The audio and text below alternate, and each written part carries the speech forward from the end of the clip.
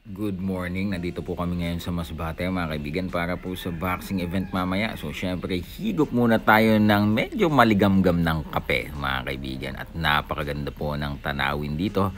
Ayan, grabe. Paano pagka ever gising mo, ganito ang makikita mo mga kaibigan. Tingnan natin ang loob na binigay sa atin na staying place ni Governor ko mga kaibigan. Ayan, sino yung nakahila? Uy, si Sir JC Manangkil nakahiga. Okay.